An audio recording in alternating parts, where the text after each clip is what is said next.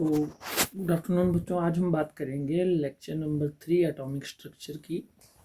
ठीक है, lecture 3 atomic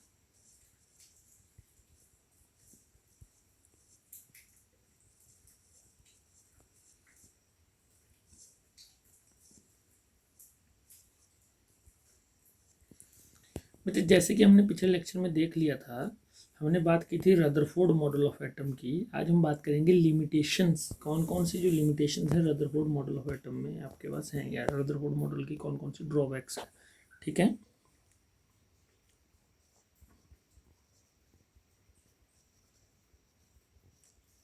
limitations of Rutherford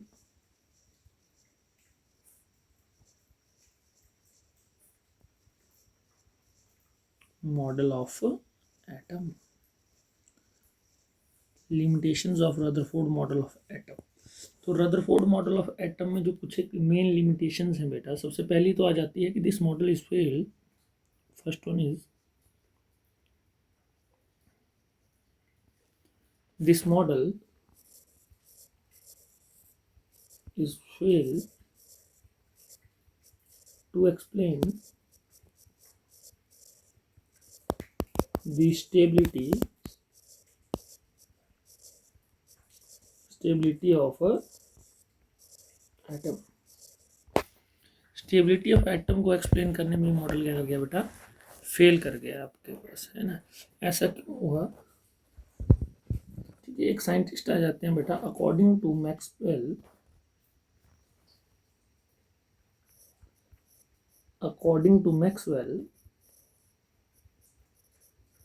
देखो मैक्सवेल जो है एक वेल नोन साइंटिस्ट है, ये कहते हैं आपके पास electron loses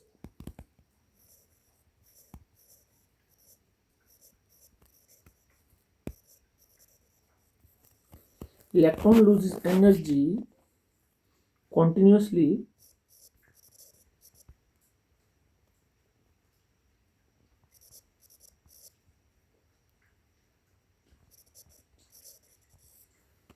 continuously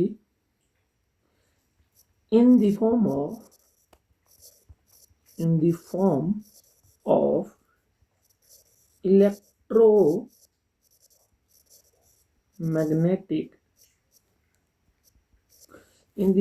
electromagnetic radiations।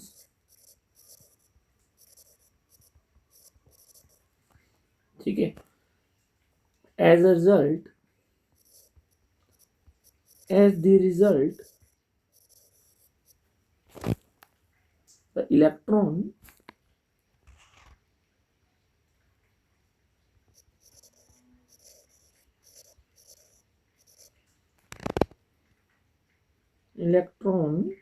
loses energy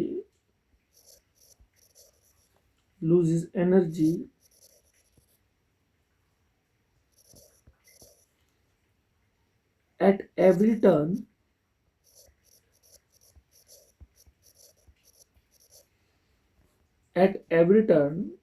and move closer to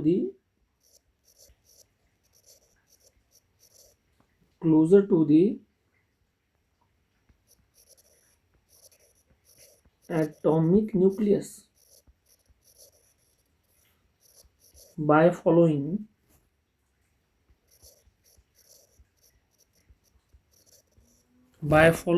this spiral path।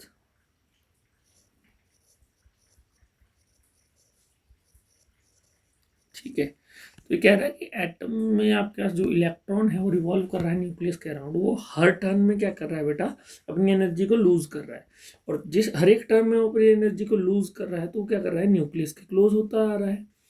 एक टाइम क्या आएगा बेटा आपके पास, जब न्यूक्लियस आपके पास इलेक्ट्रॉन अपनी सारी एनर्जी को लूज कर देगा और अल्टीमेटली क्या कर जाएगा, न्यूक्लियस में फॉल कर देगा, है ना। जिस वजह से एटम क्या हो जाएगा, अनस्टेबल हो जाएगा।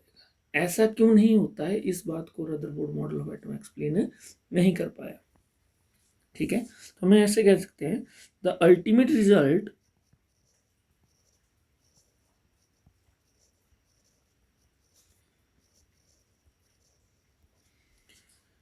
the ultimate result will be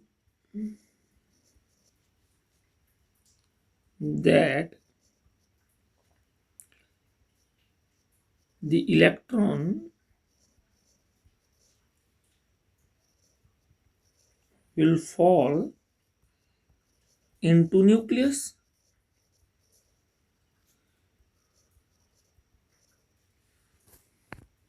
which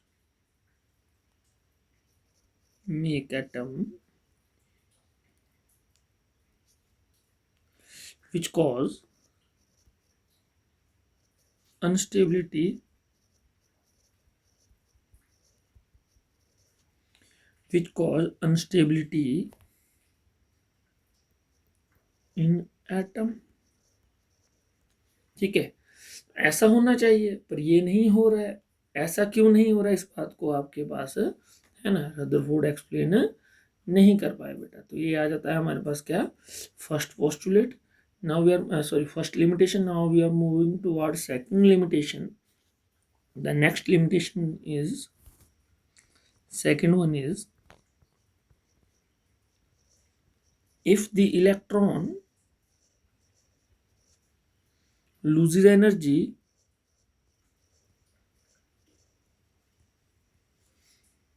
continuously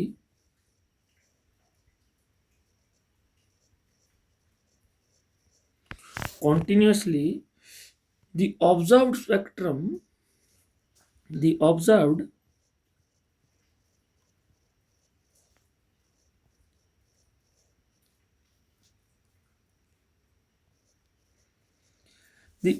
spectrum should be continuous। ठीक है, अगर आपके पास इलेक्ट्रॉन कॉन्टिन्यूसली एनर्जी को लूज कर रहा है तो जो स्पेक्ट्रम बनना चाहिए आपके पास वो भी क्या होना चाहिए, कॉन्टिन्यूस होना चाहिए आपके पास। ठीक है, but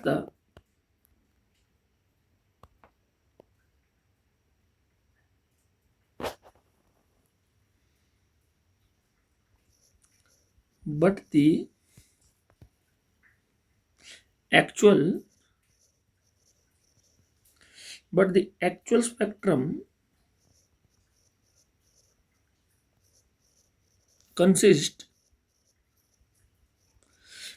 actual spectrum consists of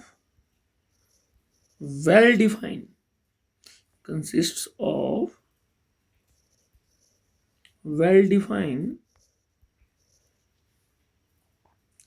lines of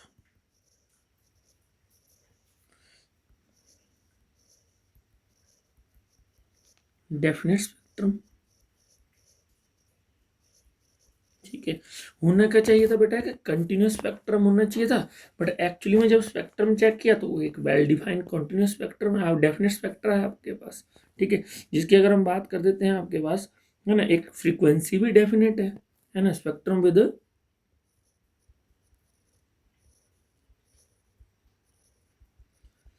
definite frequency. ठीक है,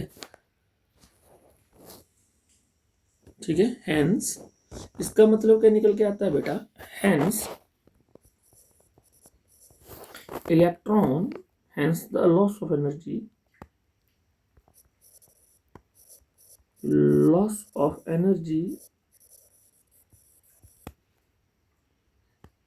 is not continuous in an atom.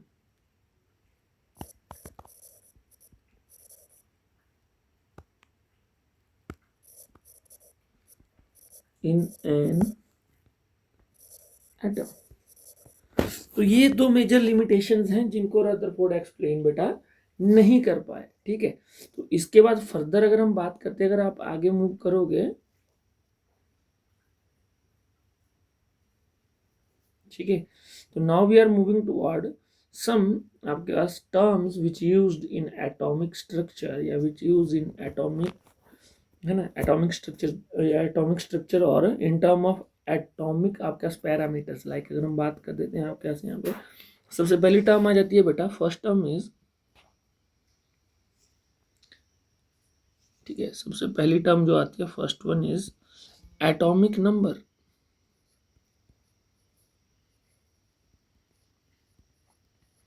कौन सी बेटा? Atomic number. अब एटॉमिक नंबर को हम रिप्रेजेंट करते हैं बेटा किससे? जेड से। ठीक है, किससे रिप्रेजेंट करते हैं बच्चे? जेड से रिप्रेजेंट करते हैं आपके पास। एटॉमिक नंबर क्या होता है आपके पास? It is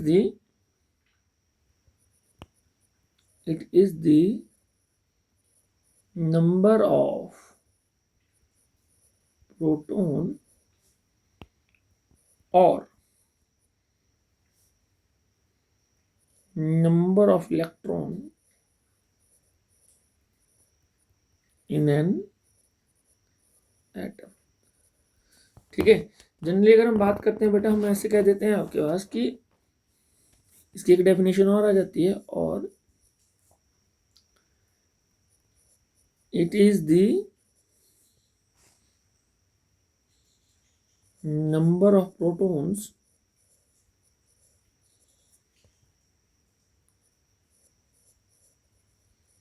present in atomic nucleus। Atomic nucleus.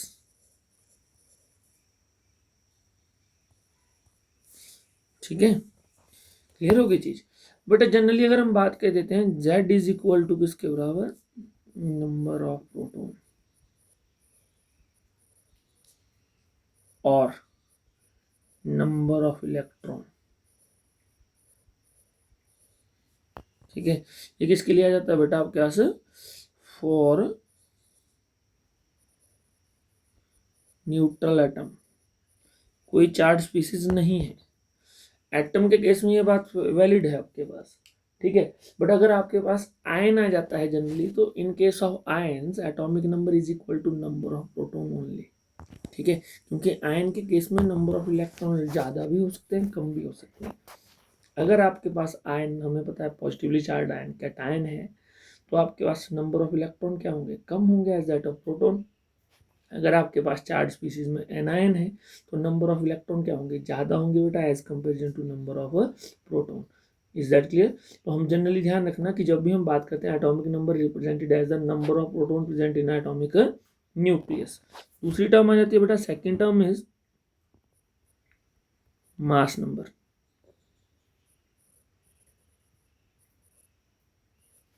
ठीक है, मास नंबर, इसको ए से रिप्रेजेंट कर देते हैं। मास नंबर क्या हो जाता है बेटा? It is the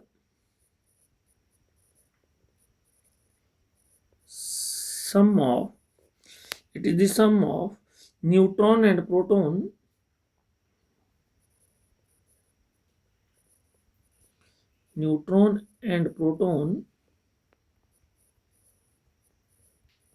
present in an atom। ठीक है, न्यूट्रॉन और proton present in an atom, उसको हम क्या कहते हैं बेटा? मास नंबर कह देते हैं। तो हम इसको ऐसे लिख लेते हैं कि A is equal to number of proton plus number of. बेटा अगर जनरली मैं कहूं तो यहाँ फॉर्मूला बन जाता है like A is equal to, number of proton को हम रिप्रेजेंट कर देते हैं Z से, प्लस नंबर ऑफ न्यूट्रॉन। तो हम कह सकते हैं कि number of neutron is equal to A minus Z के बराबर। ये कुछ एक टर्म में है बेटा जो यूज होती है ना। ठीक है, इज दैट क्लियर?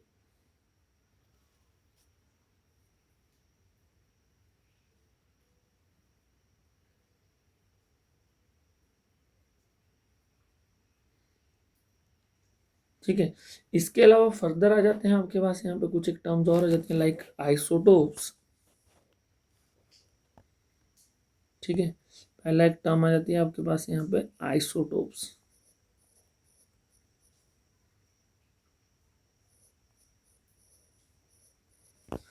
आइसोटोप्स क्या होते हैं बेटा आपके पास, है ना? They are the atoms of given element they are the atom of given element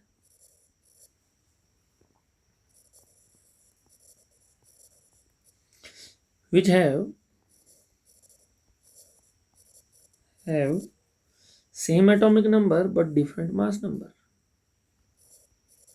Same atomic number but different mass number. ठीक है, एटॉमिक नंबर क्या होता है बेटा, सेम होता है, बट मास नंबर क्या हो जाएगा आपके पास यहाँ पे डिफरेंट हो जाएगा. इसके लिए पर्टिकुलर एग्जांपल ले लेते हैं. For example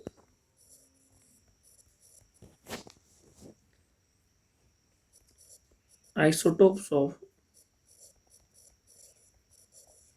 carbon atom.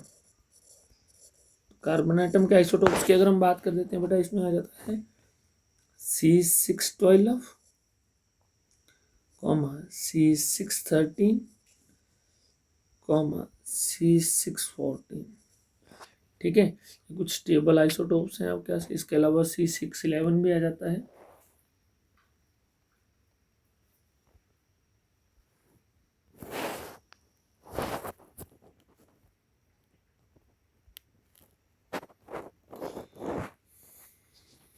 Next example आता है बेटा, एग्जांपल सेकंड.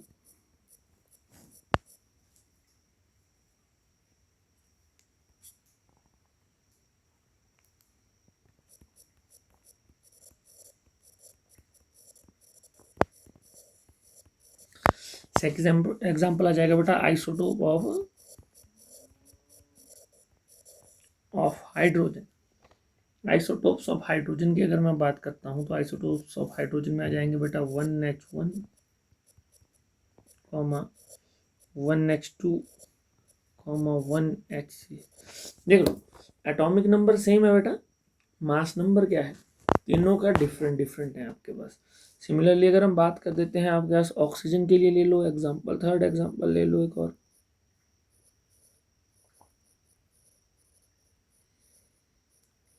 थर्ड एग्जांपल आ जाता है बेटा आपके पास यहाँ पे O816,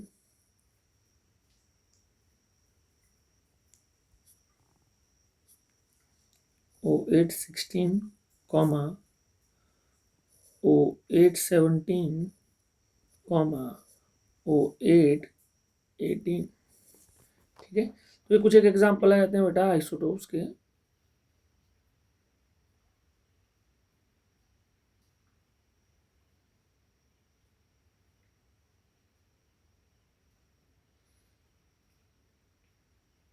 ठीक है, यहाँ पे एक नोट लिख लेता हूँ मैं आपके पास. Isotopes having same number of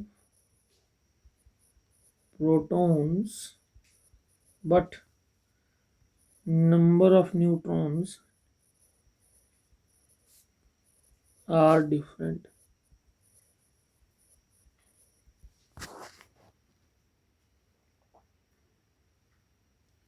ठीक है, इसके अलावा अगर हम बात कर देते हैं बेटा, हमारे पास एक टर्म आ जाती है atomic weight.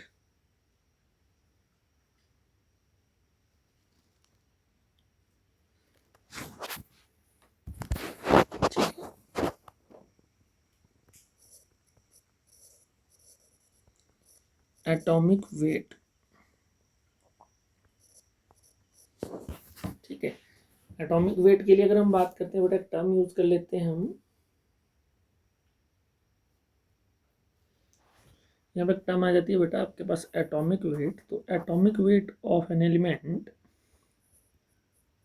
Atomic weight of an element is the average mass of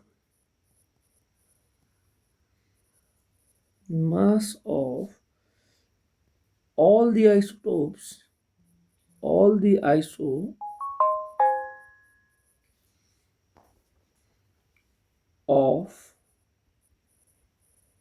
isotopes of that element. isotopes of that element. ठीक है, तो क्या होता है, average of all the mass of isotopes of that element आपके पास। ठीक है, फॉर एग्जांपल अगर हम बात कर देते हैं बेटा यहाँ पे, average atomic mass is equal to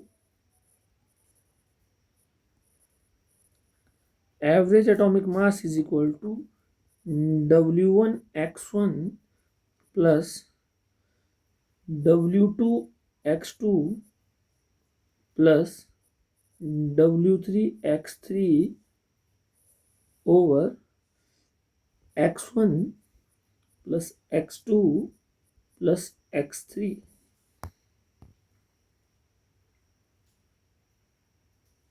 ठीक है, बट यहाँ ध्यान रखना,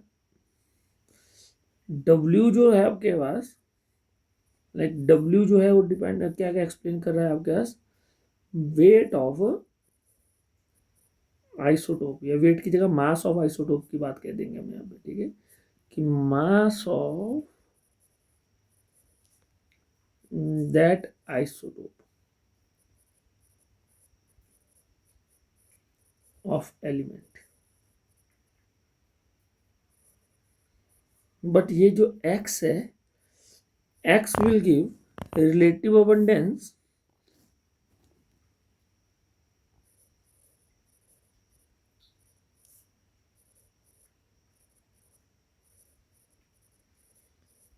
और इसी को बेटा आपके पास यहाँ पे रिलेटिव, आप कैसे यहाँ पे अगर हम बात कर देते हैं क्या कह सकते हैं, ठीक है, अकरेंस, रिलेटिव अकरेंस भी कह सकते हैं।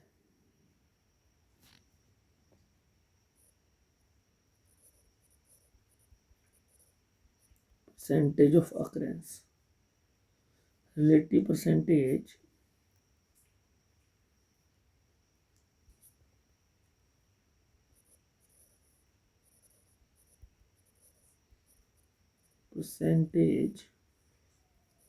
Of occurrence।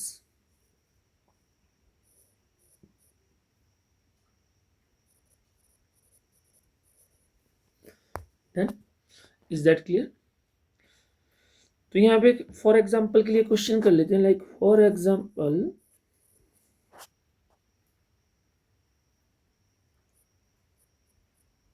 Find out the average atomic mass of chlorine atom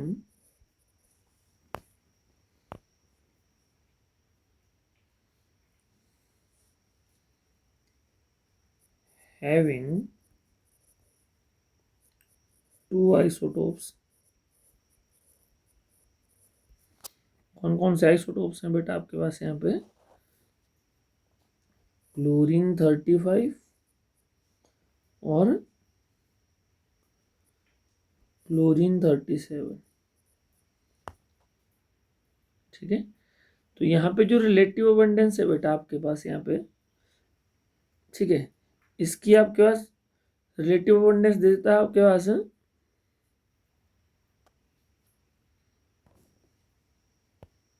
75% और इसकी दे रहा है 25%। ठीक है, तो देखो अगर मैं यहाँ पे बात करता हूँ,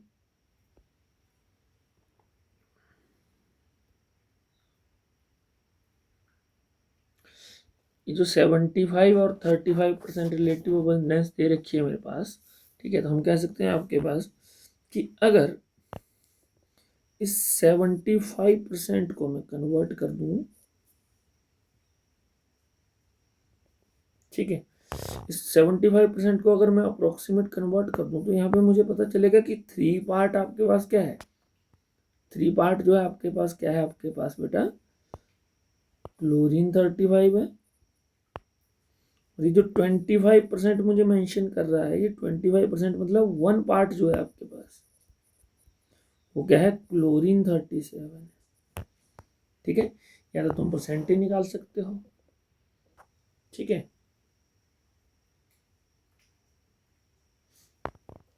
ठीक है, कि आपके पास यहाँ पे कैलकुलेट करके इसके पास ये 1% आपके पास ये आ जाएगा और 4% ये आ जाएगा, 3% ये आ जाएगा।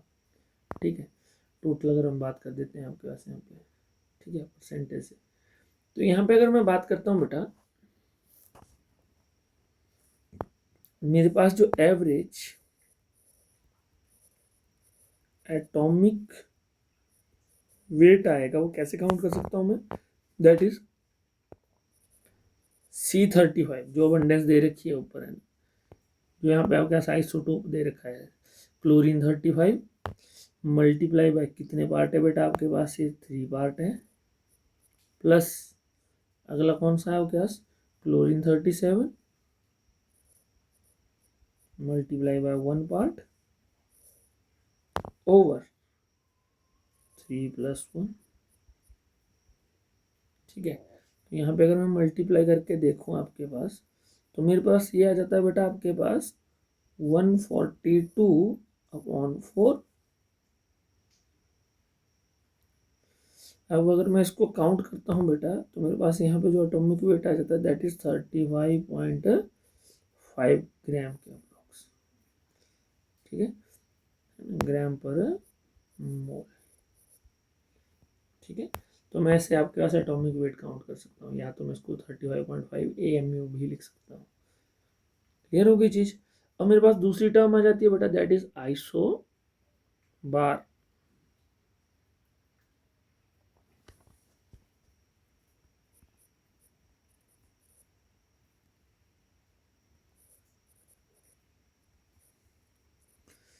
अगर मैं आइसोबार्स की बात करता हूँ बेटा, ठीक है, तो आइसोबार्स क्या हो जाते हैं आपके पास, isobar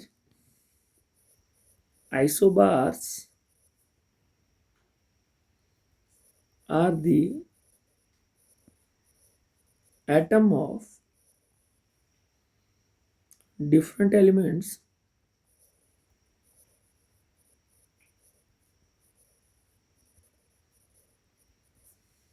atom of different elements which have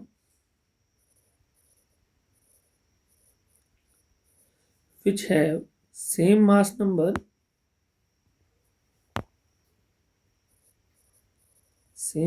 number, but different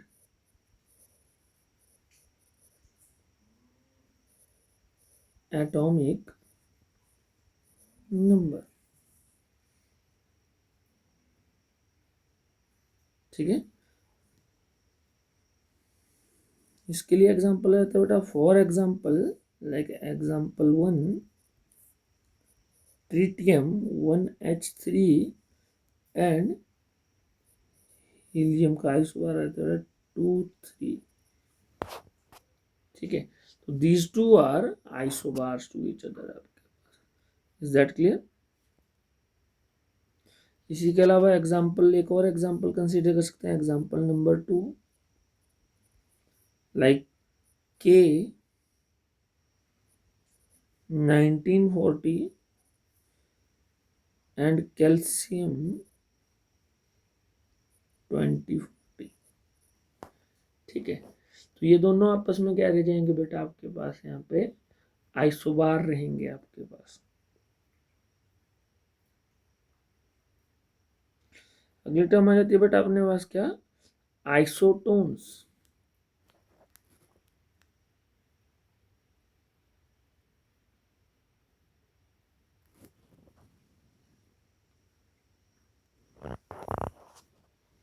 next one is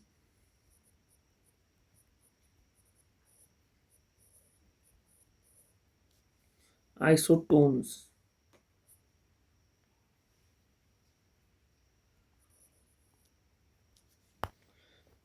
Isotones, they are the atom of different element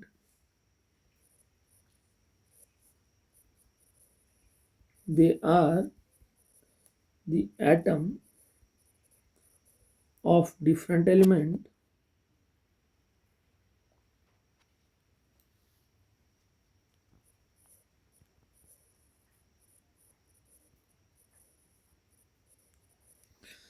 they are the atom of different element which have same which has same number of neutron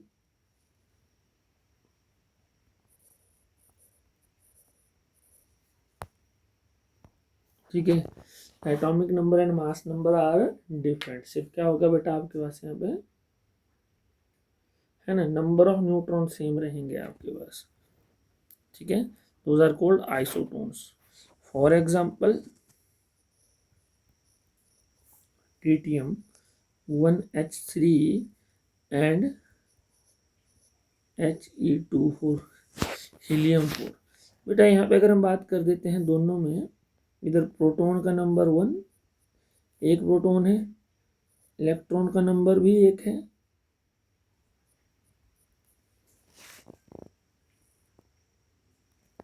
ठीक है, और neutron का number जो है आपका क्या आ जाएगा बेटा, 2 आ जाएगा, ठीक है।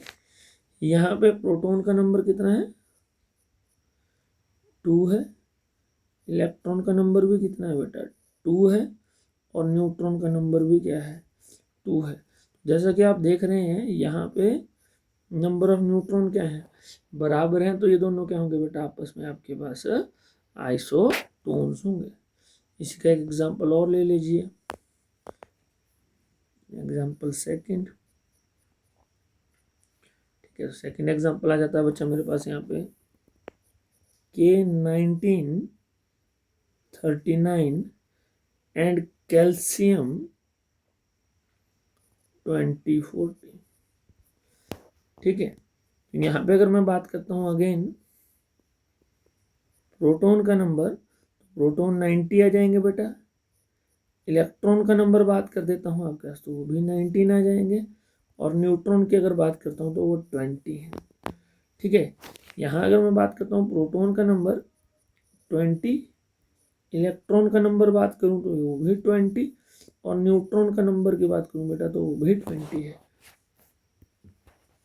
अब यहाँ पे न्यूट्रॉन का नंबर सेम है ना, same number of neutron, so isotonic species,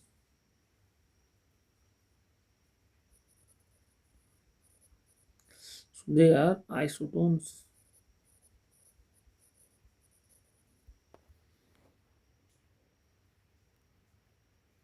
ठीक है। इसके अलावा आपके पास आइसो इलेक्ट्रॉनिक स्पीसीज आ जाती है बेटा, जिनके बारे में हम ऑलरेडी पढ़ चुके हैं, ठीक है। Now I am moving toward some examples like if the mass, कुछ क्वेश्चंस हैं, ठीक है, एक दो क्वेश्चंस करते हैं फिर आगे चलेंगे हम, ठीक है। लिखिए, चलिए क्वेश्चन लिखते हैं। क्वेश्चन नंबर 1 है, if the mass of neutron is doubled,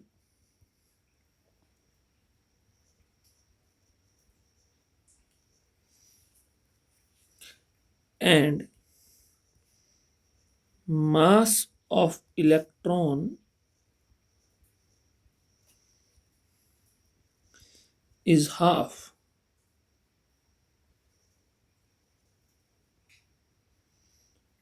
then find out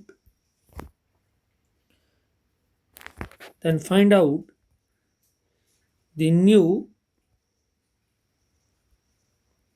atomic mass and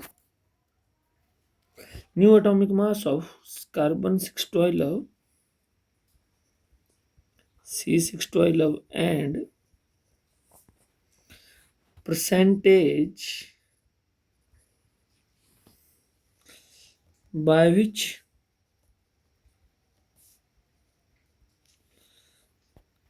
it is increased,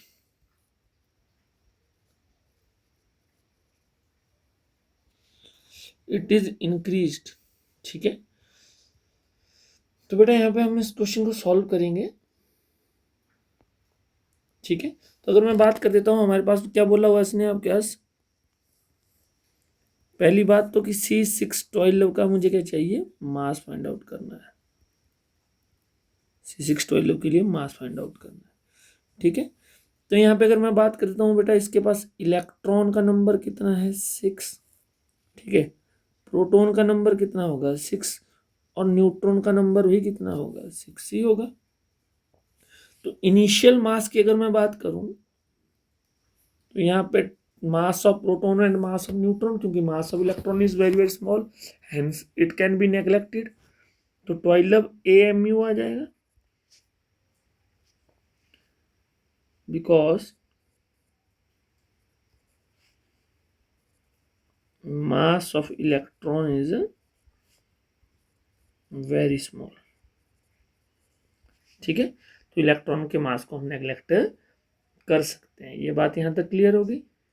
ठीक है, अब क्या कह रहा है आपके पास कि if the mass of neutron doubled,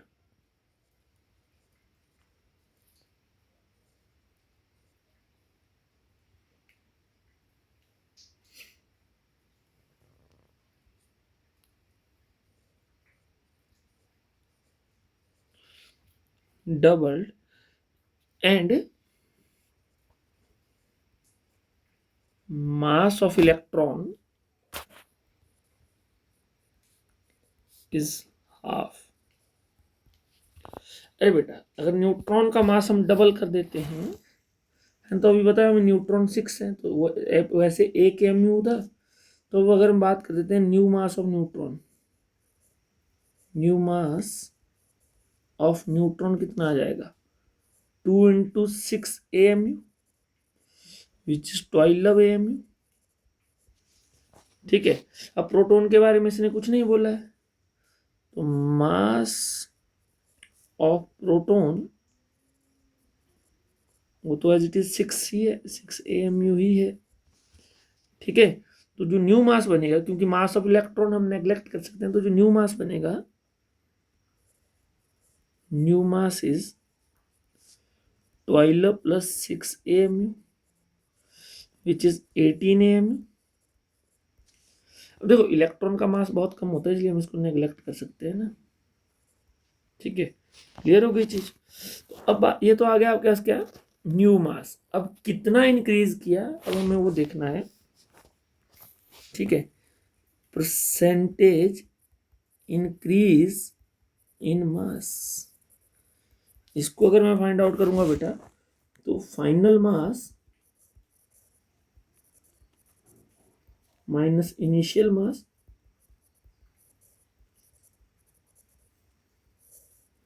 divided by initial mass.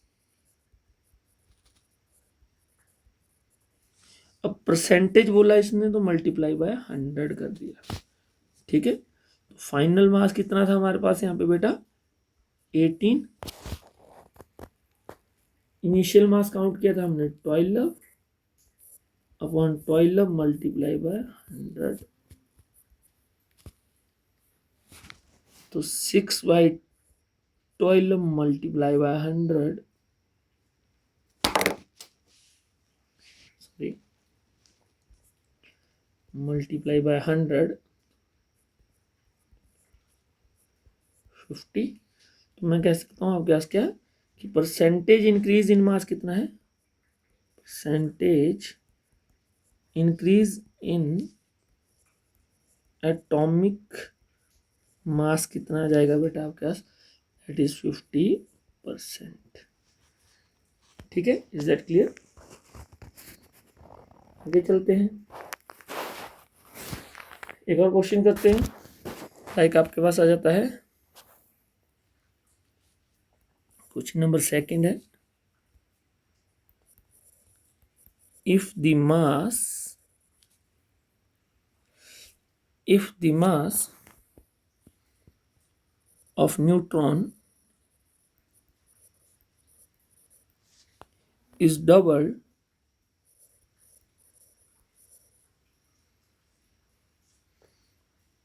and mass of proton is half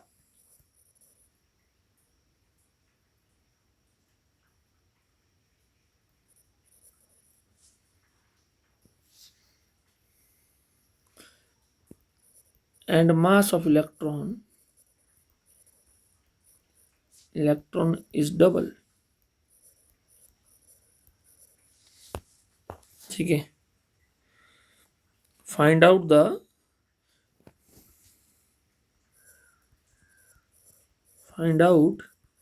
the new atomic weight of C612 and also find out percentage increase in mass. ठीक है, तो बेटा ये क्वेश्चन दे रहा हूँ मैं तुम्हें homework, ठीक है, ट्राई करो इसको, नहीं बनता है तो अगले लेक्चर में हम यहीं से शुरू करेंगे, इसी क्वेश्चन को सॉल्व करेंगे पहले, ठीक है। तो आज के लिए इतना ही, thank you, have a nice day. और पढ़ देना है इसको अच्छे से, जो भी डाउट रहेंगे वो तुम पूछ सकते हो, ठीक है।